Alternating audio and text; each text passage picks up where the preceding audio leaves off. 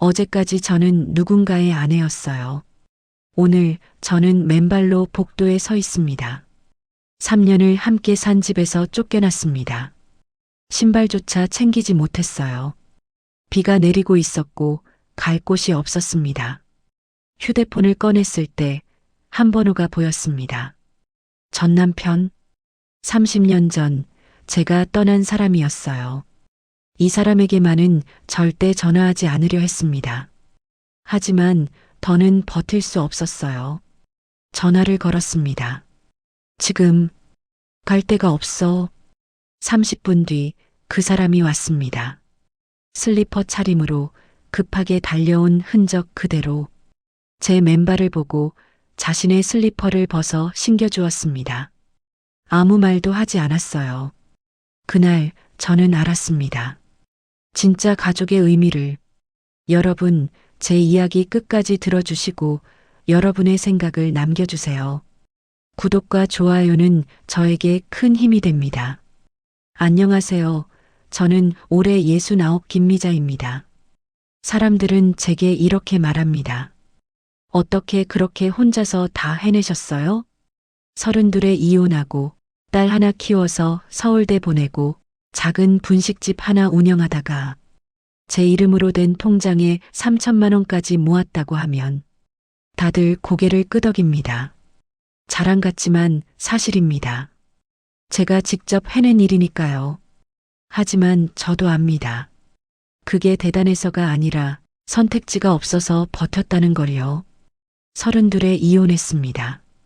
딸아이가 4살이었을 때였죠. 그날을 아직도 기억합니다. 딸아이가 폐렴으로 입원해 산소호흡기를 달고 누워 있었고 저는 병원 복도에서 친정에 전화를 걸어 병원비를 부탁하고 있었습니다. 그 시간에 그 사람은 친구들과 포장마차에 있었습니다. 전화를 20통 넘게 했지만 단 한 번도 받지 않았어요. 그날 결심했습니다. 이 사람 없이 사는 게 낫겠다. 그 뒤로는 숨 돌릴 틈이 없었습니다. 새벽 5시에 시장에 나가 야채 손질을 했고 오전에는 식당에서 설거지를 했고 오후에는 아파트 단지 청소를 했습니다. 잠은 하루 4시간. 몸이 아니라 마음이 먼저 달아갔죠. 그렇게 10년을 버텼습니다.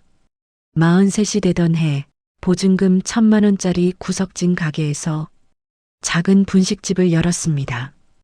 떡볶이, 순대, 김밥. 메뉴는 단순했지만 맛 하나만큼은 자신 있었습니다. 단골이 늘었고 딸아이는 상장을 들고 집에 들어왔습니다. 반에서 1등, 전교에서 3등. 학원 한 번 보내지 못했지만 아이 손에 서울대 합격 통지서를 쥐어줬을 때 저는 처음으로 생각했습니다. 내 인생이 아주 헛된 건 아니었구나. 딸은 취직했고 30에 결혼했습니다. 사위도 성실한 사람이었죠. 저는 분식집을 정리했고 그동안 모은 돈으로 작은 원룸 하나를 샀습니다. 제 이름으로 된 집이 처음 생긴 날 괜히 문을 몇 번이나 열었다 닫았다 했습니다.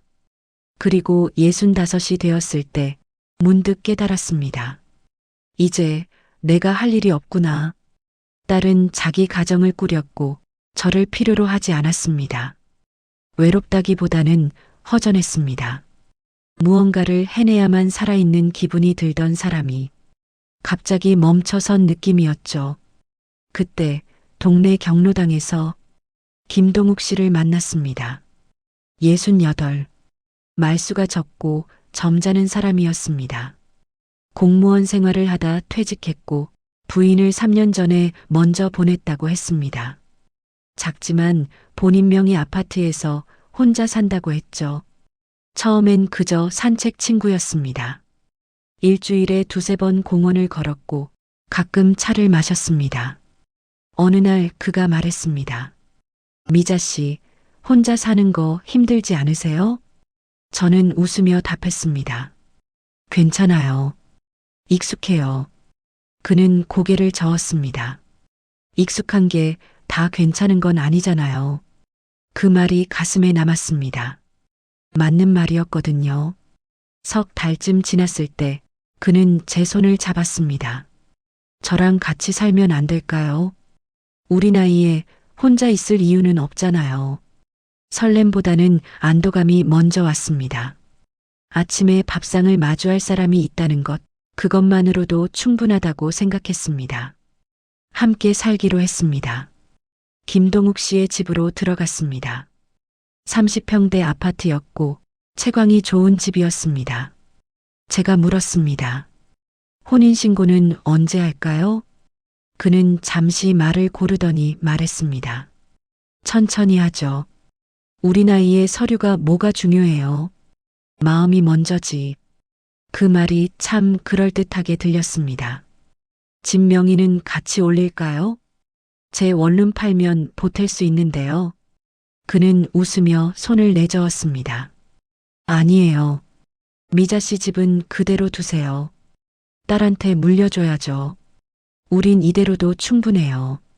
그때는 그 말이 배려처럼 들렸습니다. 김동욱 씨에게는 아들이 둘 있었습니다. 큰아들은 45, 작은아들은 40. 처음 만났을 때 두 사람 다 정중했습니다. 아버지 잘 부탁드립니다. 저도 웃으며 말했죠. 제가 잘 모실게요. 그때 작은아들이 웃으며 덧붙였습니다. 혹시 오해하실까봐 말씀드리는데요. 우리 각자 자식 문제는 각자 해결하는 걸로 하죠. 처음부터 정해두는 게 서로 편하잖아요. 말투는 공손했지만 이상하게 마음이 서늘해졌습니다. 함께 사는 생활은 겉으로 보기엔 평온했습니다. 아침마다 된장찌개를 끓였고 저녁에는 함께 산책을 했습니다. 하지만 아주 작은 위화감들이 쌓여갔습니다.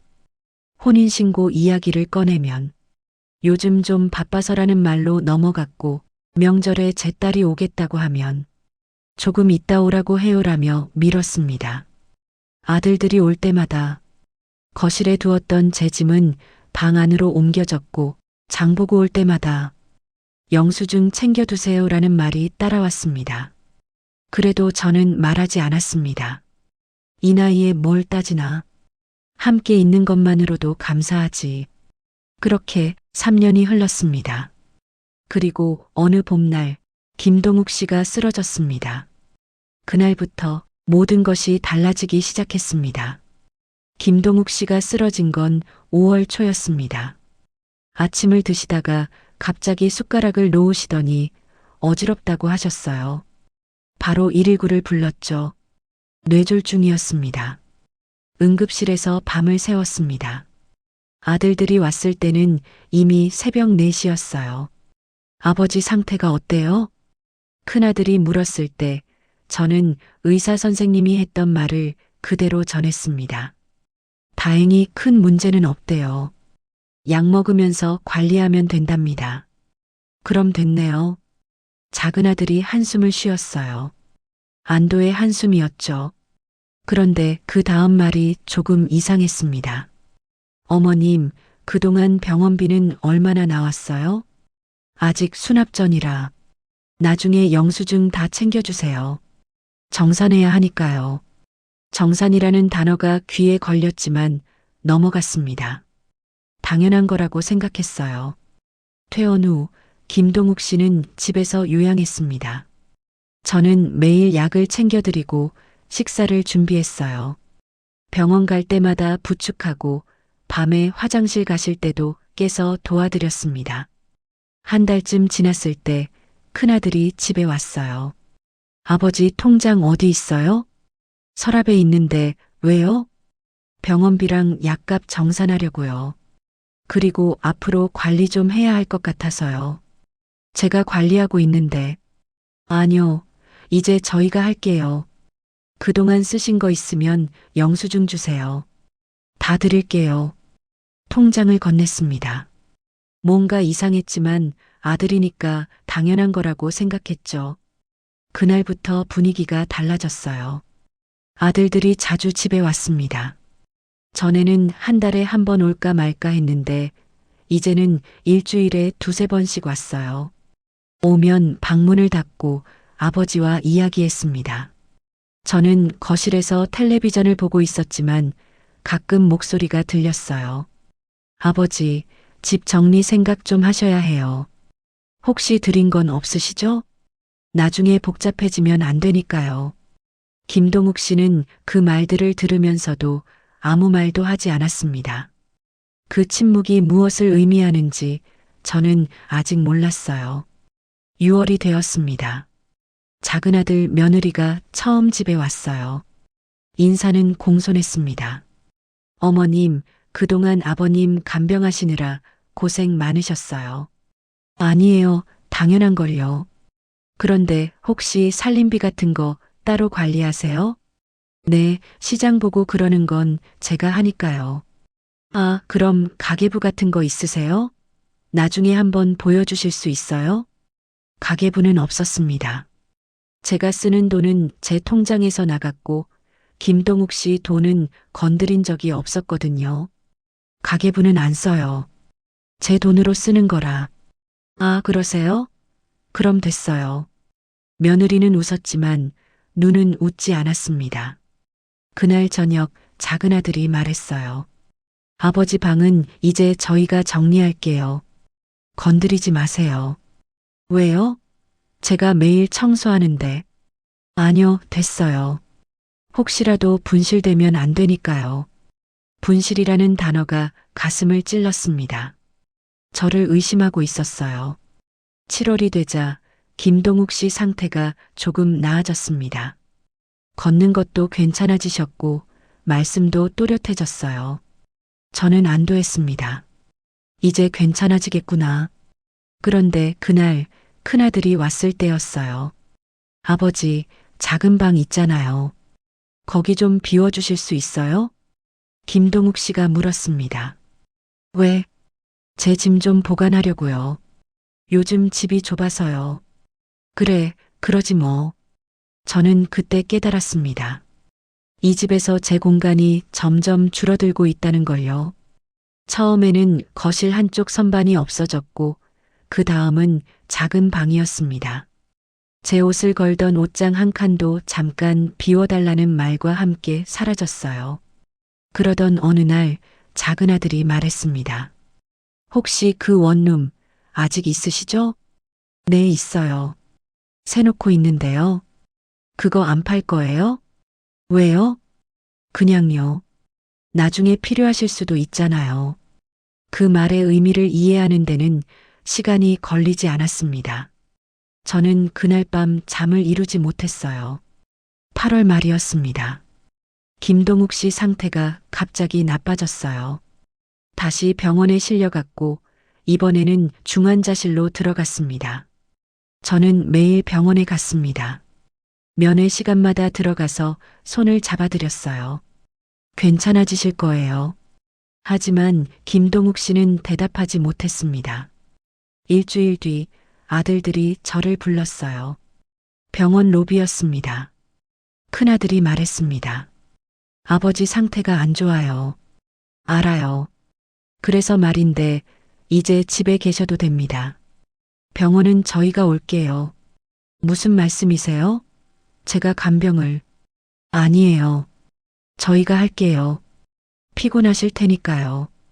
그건 배려가 아니었습니다. 저를 밀어내는 것이었어요. 그날부터 병원 출입이 통제되었습니다. 면회 명단에서 제 이름이 빠졌고 중환자실 앞에서 저는 문 밖에 서 있을 수밖에 없었어요. 9월 15일 김동욱 씨가 세상을 떠났습니다. 장례식장에서 저는 조문객도 아니고 가족도 아닌 어중간한 위치에 서 있었습니다. 장례가 끝난 뒤 큰아들이 말했습니다. 나중에 정산은 저희가 정리할게요. 또 정산이었습니다. 그리고 다음 날, 그날 이후 저는 더 이상 가족이 아니었습니다. 장례가 끝난 다음 날 아침이었습니다.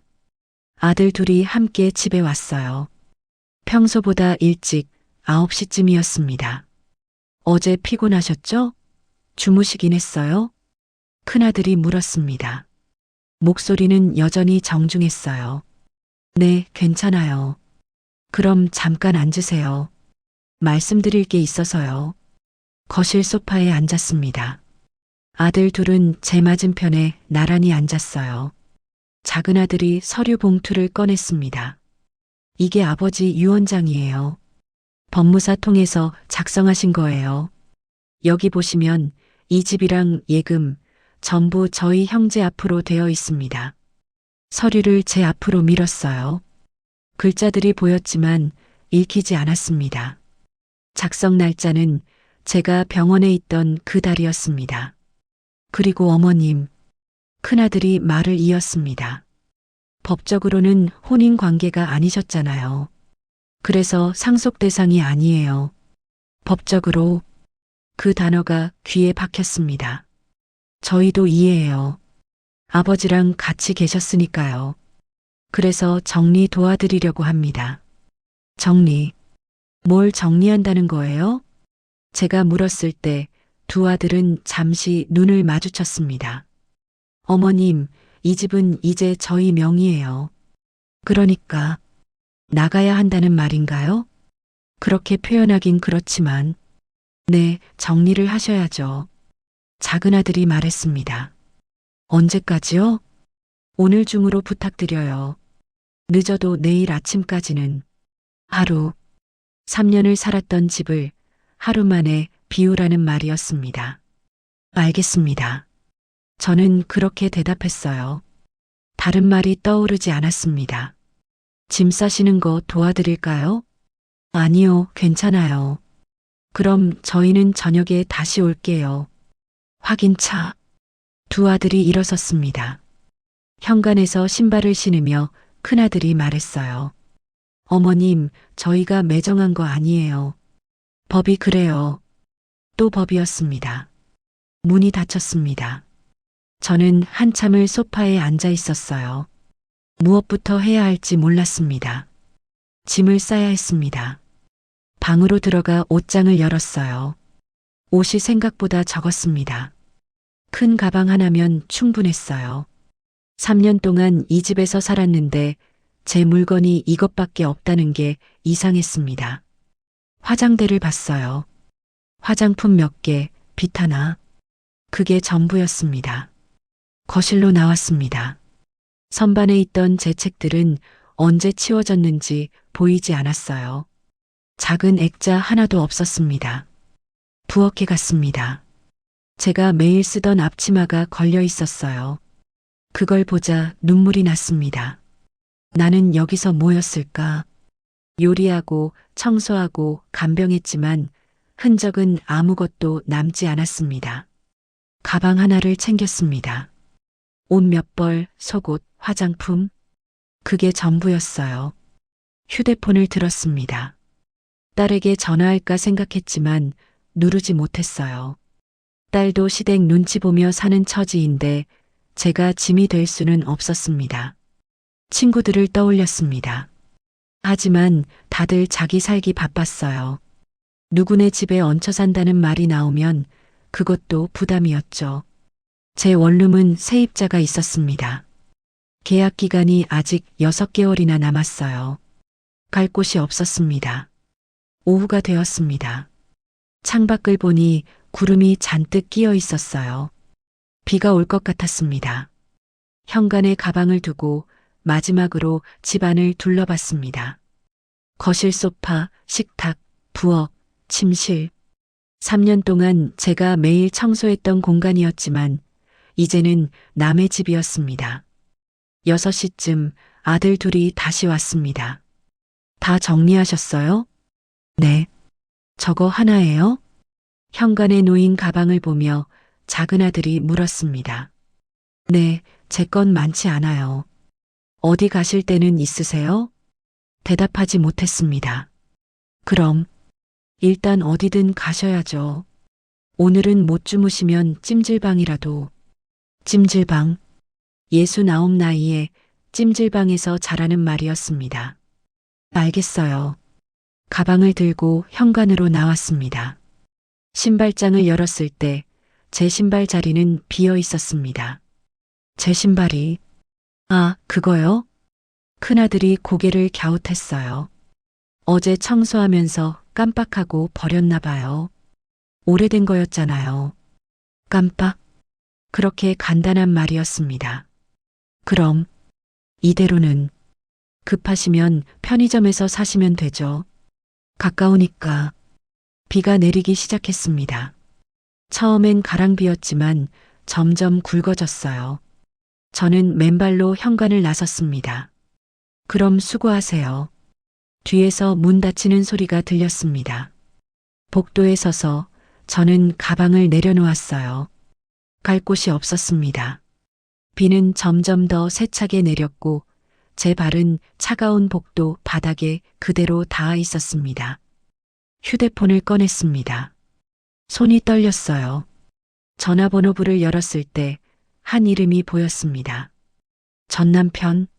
삭제하지 못하고 그대로 둔 이름이었어요. 이 사람에게만은 절대. 하지만 더는 버틸 수 없었습니다. 저는 그 번호를 눌렀습니다. 전화벨이 3번 울렸습니다. 받지 않을 거라고 생각했어요.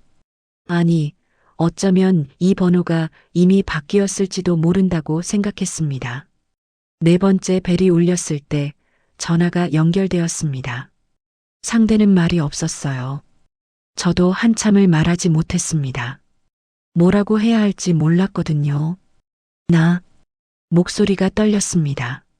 지금 갈 데가 없어. 그게 전부였어요. 더 이상 말이 나오지 않았습니다. 전화 너머로 숨소리만 들렸습니다. 어디야? 짧은 질문이었습니다. 주소를 말했어요. 아파트 이름과 동수, 호수까지. 거기 있어. 그리고 전화가 끊어졌습니다.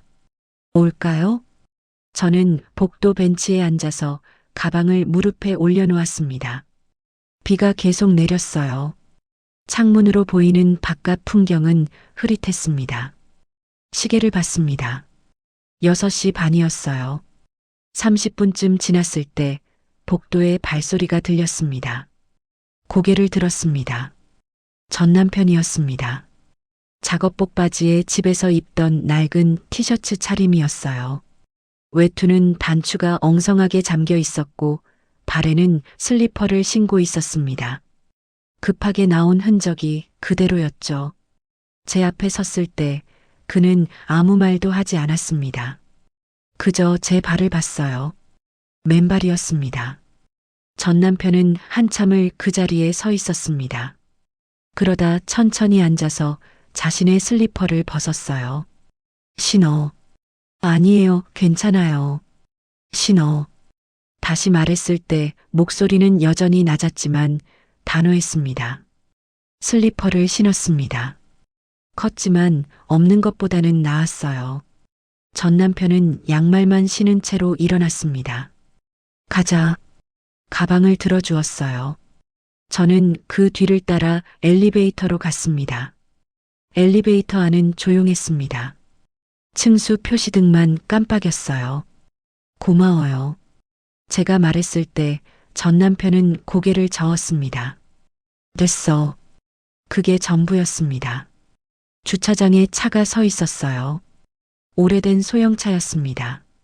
조수석 문을 열어주고 가방을 뒷좌석에 실었어요. 차는 조용히 출발했습니다.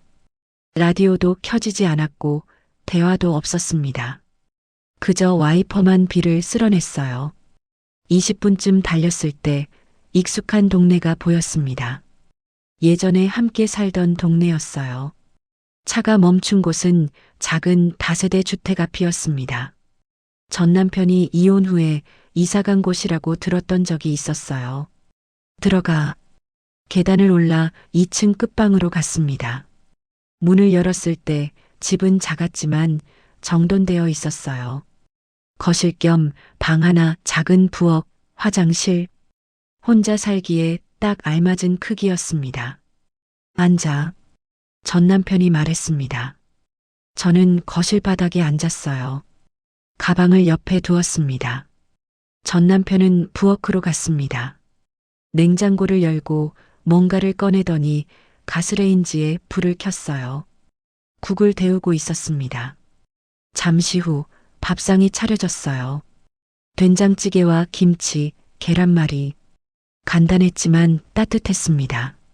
먹어. 당신은? 나 먹었어. 거짓말이었어요. 식탁에 놓인 설거지 안 된 그릇이 점심때 것처럼 보였거든요. 하지만 묻지 않았습니다. 밥을 먹었습니다. 목이 메어서 삼키기 힘들었지만 억지로 넘겼어요.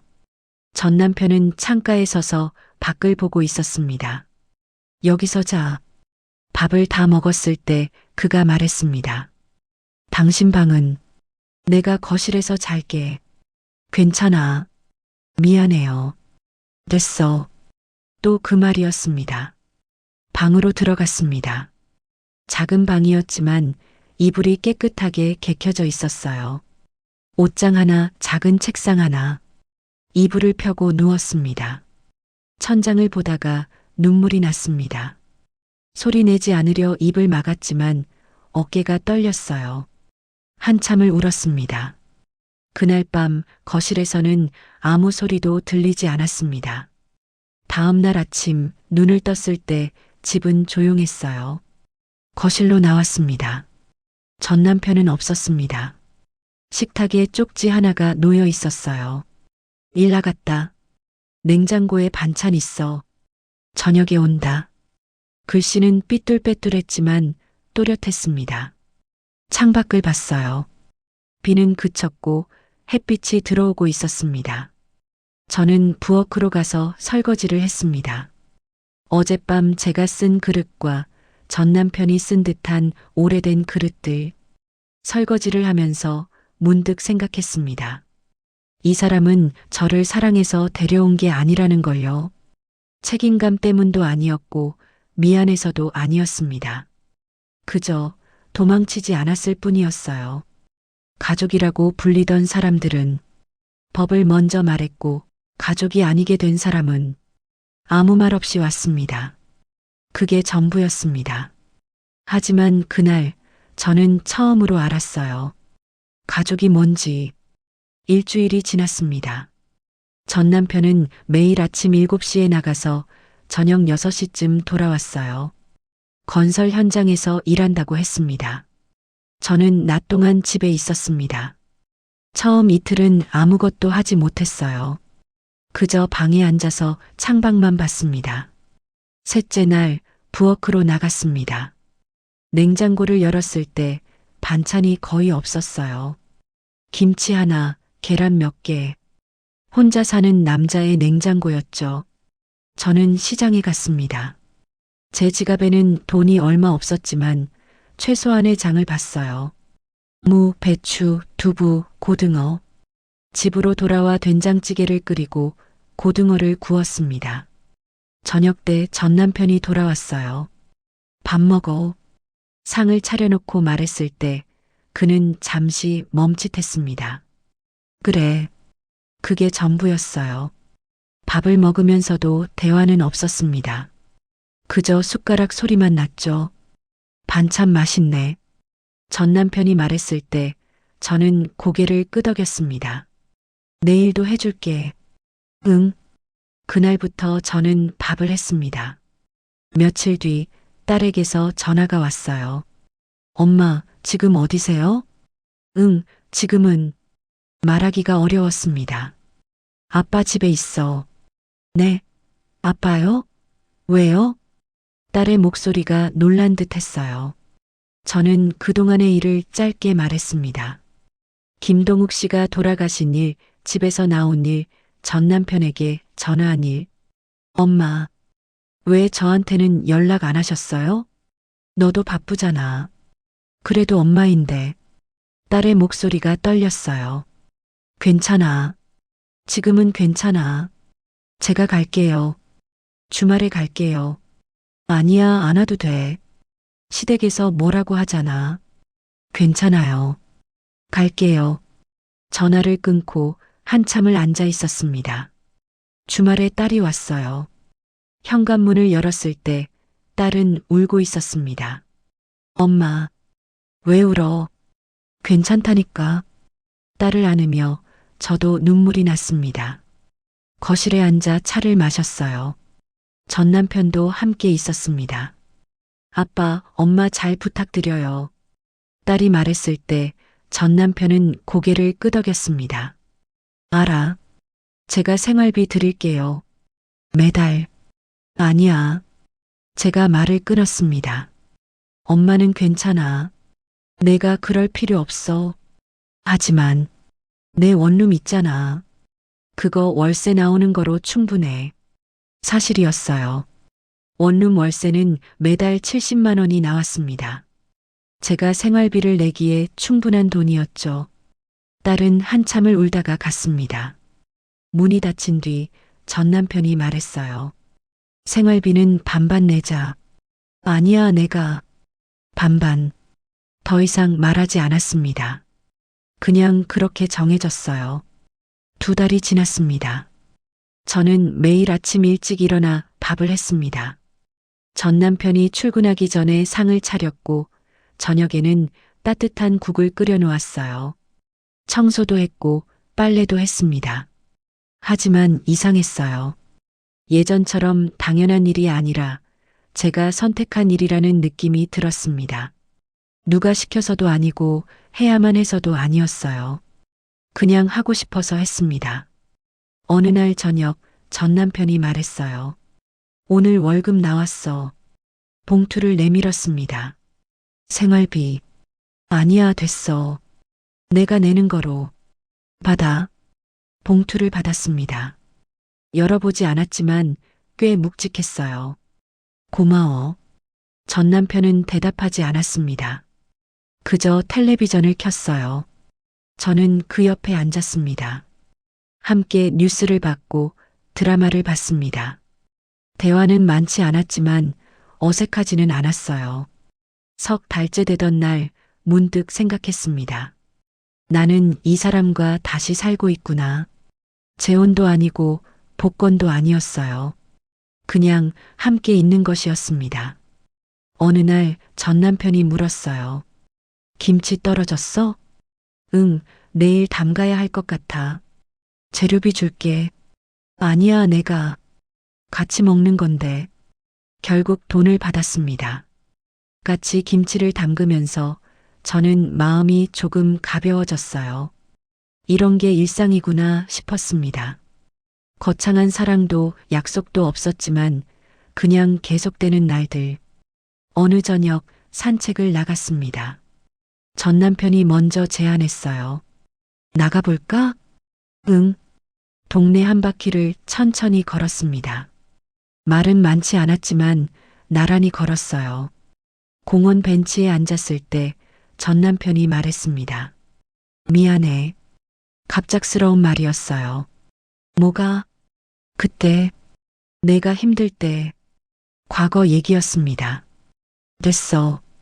옛날 일이야. 그래도 잠시 침묵이 흘렀습니다. 나도 미안해. 제가 말했을 때 전 남편이 고개를 돌렸어요. 뭐가? 그냥 다. 더 이상 말하지 않았습니다. 용서한다는 말도 잊었다는 말도 하지 않았어요. 그냥 그렇게 앉아 있었습니다. 집으로 돌아오는 길 전 남편이 제 손을 잡았습니다. 순간 놀랐지만 뿌리치지 않았어요. 손을 잡고 걸었습니다. 69의 나이에 다시 누군가와 손을 잡고 걷고 있었습니다. 완벽하지 않았어요. 과거는 완전히 사라지지 않았고 상처도 아직 남아 있었습니다. 하지만 이 사람은 제 전화를 받았습니다. 맨발로 서 있던 저를 그냥 두지 않았어요. 서류는 없었지만 함께 있었습니다. 그날 밤 저는 처음으로 생각했습니다. 이제는 혼자가 아니구나. 가족이 뭔지 몰랐습니다. 하지만 이제는 알 것 같았어요. 도망치지 않는 것, 버리지 않는 것, 그게 가족이었습니다.